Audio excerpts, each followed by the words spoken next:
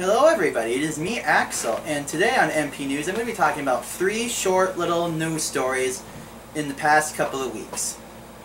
So first off, which I found on myfoxnewyork.com, I found this story about how a company called Epic Sense and Capcom have joined together to make Sense for Mega Man and Proto Man. Mega Man's scent smells like fresh dew followed by a sporty aroma layered on a slightly masculine scent, and Proto Man has a spicier apple cinnamon note to match his personality.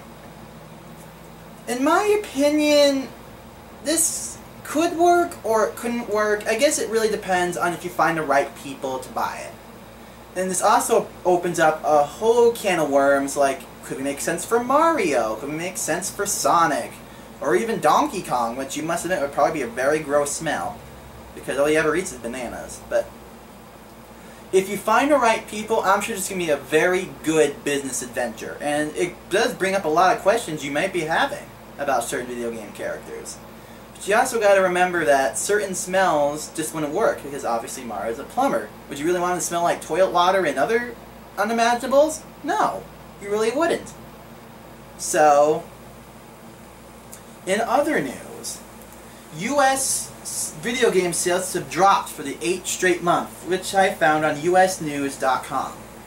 It says that the overall sales fell 20% to 548.4 million, according to research from NPD Group, which must be a group of video game researchers or something. I'm not entirely sure. What this may mean for U.S. video game sales? Not much. 'Cause, I mean, that $548.4 million is still a lot of money.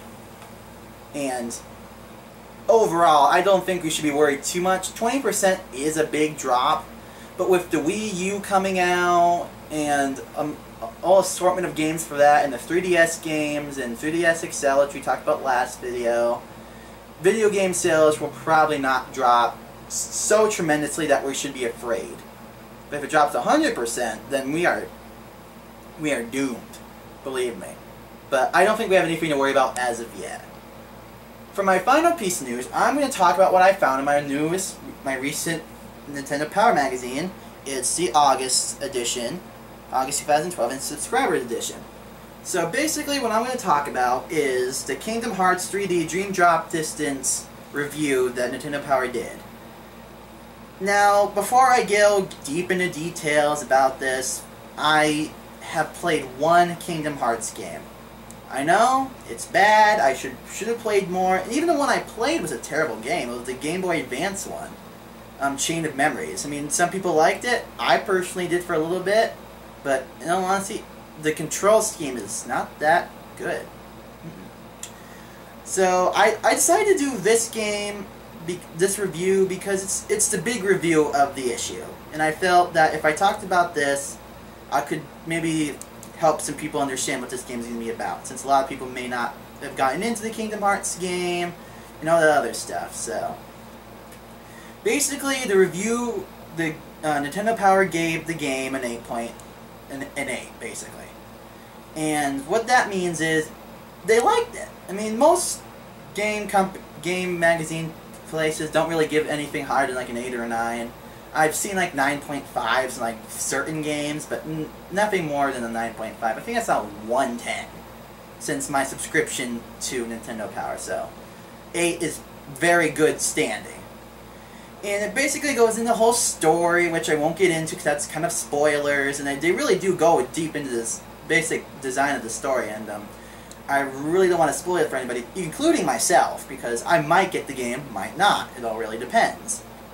But what I am going to talk about in this thing is the World Tour, which is basically what I really wanted to get into. Was this 1, 2, 3, 4, 5? It's the 7 worlds that the game producers chose for the game, and the Nintendo Power only chose to talk about the first 6. The 7th world, apparently they know, but we don't, so whatever. First world, obviously, for most Kingdom Hearts fans, is Traverse Town, which I don't know how many times that place has been deleted, because I think most games of Kingdom Hearts, like, deleted the world and then, like, had it come back. I don't know. I've only ever, like I said, only ever played one game, so correct me if I'm wrong, because I probably am. And, apparently, the cast of The World Ends With You, another game I never played. I know, I should be playing a lot more handheld games. But that's what you get for only liking Mario and Sonic for most of the time. Don't worry, my opinions are changing. I'm liking a lot more games now. And so, The World Ends With You, from what I heard, is a game where you have like a week to save the world, I guess. Most games have like a shorter time period. I don't know, I mean, a week is a pretty solid time period. But anyway, that's not important. And it says, the cast of The World Ends With You shows up in Traverse Town, making this visit to the perennial Kingdom Hearts starting point a little more interesting. You'll return here later in the game to help Neku and company wrap up some unfinished business. So, it doesn't really, like I said, it doesn't go deep into detail, so that's why I'm not going to go into this story. But that's why I'm talking about the worlds, so it'll give you a little more clarification of what it could go into. Now, the next world is La Cité des Cloches. It's based on The Hunchback of Notre Dame. Never watched the movie, or the sequel. Yeah, I'm not a really big movie person, so that's my fault. And it says, given the movie on which it's based, it's not too surprising that La Cité des Cloches proves less than inspiring. There's just nothing about this world that really stands out, besides the fact that Jason Alexander reprises his role as Hugo the Gargoyle. They also rate the worlds by, like, 4 keys. Like, they have the max is 4 keys. And Traverse Town got 2, and La Cité des Cloches got 1. So, what are you gonna do? Now, the next one, which I found very surprising that they chose, but that was their choice, I guess, was the grid. And if anybody has watched Tron Legacy, they'll know what the grid is. Which I haven't. I wasn't interested in Tron, even though I heard it was a very popular video game back in the 80s. Or 90s. Or whatever. It says, all of the major characters from the film make an appearance, and they bear remarkable resemblance to the real-life actors. Well, actually, that's pretty cool. Like all things Tron, the world looks really cool, and there's a fun light cycle minigame during Riku's quest. I guess I could talk about if you... I'm sure you played any of Kingdom Hearts games, but Sora is the main character. Well, sometimes. I say sometimes because sometimes it's a different character. And then there's his friend Riku, which apparently the story splits off. Part of it's for Sora and part of it's for Riku, and apparently it intertwines with each other. So that's pretty cool. But anyway, the grid got a level 3 keys. Okay. So next we got Prankster's Paradise. This is based on Pinocchio. You'd be happy to know I watched that. Don't remember it, but I remember I watched it. Anyway, it says, this world is sort of a mixed bag. Sora's section involves running on a massive roller coaster and culminates with a pretty awesome moment involving Monstro. Riku, on the other hand, spends most of his time inside a giant whale, which isn't terribly interesting. Now, I remember they brought in Monstro for Chain of Memories, and I hated that level. It was terrible. Yet, and I guess I could go into that bit of that, because that's basically talking about this. You basically had to fight some sort of weird, heartless monster. I don't even remember what it was. It looked like a giant squid with what is it called? Like one of those old ovens that's used coal instead of heat. I can't remember. I know there's a specific name for it, but if you understand what I'm talking about, then you know what it looks like. Or if you ever played Chain of Memories, you know what it looks like too. And once you defeated the monster, you're not safe from Monstro yet. You basically got to defeat a bunch of minor Heartlesses, and you have to get Monstro to sneeze.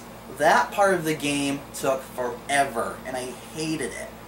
And I was 8 when I got the game, so you can obviously imagine how much pain I went through to get through that. And it took me 20 tries, and it's not really important. But anyway, Prankster's Paradise got 2 keys. Country of the Musketeers is based on the Three Musketeers movie with Mickey, Donald, and Goofy. And it says it may be based on a direct-to-DVD movie, but Country of the Musketeers features Mickey, Donald, and Goofy, so it's a winner in our book. Pegleg Pete also figures prominently, and the world offers a nice variety of locales. And this world got 3 keys. And I watched Three Musketeers. It was actually a really decent movie. You know, for, you know, being like 12 and a guy in Disney, but, you know, that's not important. Now, this is probably my favorite world, and it appears to be Nintendo Power's favorite world, too, because it gave it 4 keys. It's Symphony of Sorcery based on Fantasia. Now, I gotta admit, Fantasia is probably going to be one of my favorite Disney movies. Nothing beats Mulan, but Fantasia is probably going to be one of my favorite Disney movies. And, here's the caption. This world captures the spirit of Fantasia perfectly and makes superb use of the stirring classical soundtrack from the film. The environments are wonderfully surreal, and a little musical note plays every time you attack an enemy. Oh, actually, that sounds pretty cool. Plus, Riku's epic clash with Chernabog is, well, it says friggin' awesome, so I'm just going to quote what the book said. And, yeah, 4 keys. I would give it 4 keys, because Fantasia's friggin' awesome. And so, then the last world, they have a question mark, so they'll even show a picture of it, and they don't even tell what it's based off either, but obviously that would give it too much of a hint. But it says, but here's the caption for it. We won't reveal the game's final destination. Final destination. That could be so many things, but sorry. But it's quite the spectacle and plays host to some pretty awe-inspiring moments. Before all is said and done, you'll face no fewer than 5 bosses here, most of whom pose a pretty stiff challenge. Now, most worlds in Kingdom Hearts have 1 boss, but if they're bringing 5 bosses into this world, dear God, that's going to be amazing. So, if I flip through, they may talk about other stuff. Yeah, it goes into the story and gameplay, and then it kind of ends. It's like the 3-pager that most Nintendo magazines do.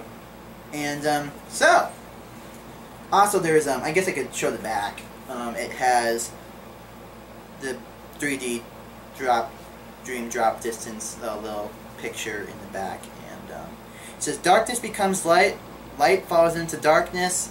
Cryptic, I know, but that's what Kingdom Hearts is good for. It's crypticness, because I never understood what the game I ever played meant, but anyway. So, I hope you enjoyed this video. If you have a positive, negative, or neutral comment, I don't know how you have a neutral, because neutral means you probably didn't watch it at all. And if you have one of those, put it in the comment box below. And if you'd like to see more videos about me or my news or other types of things, subscribe. So this has been Axel with MP News, and I hope you're having a fantastic day.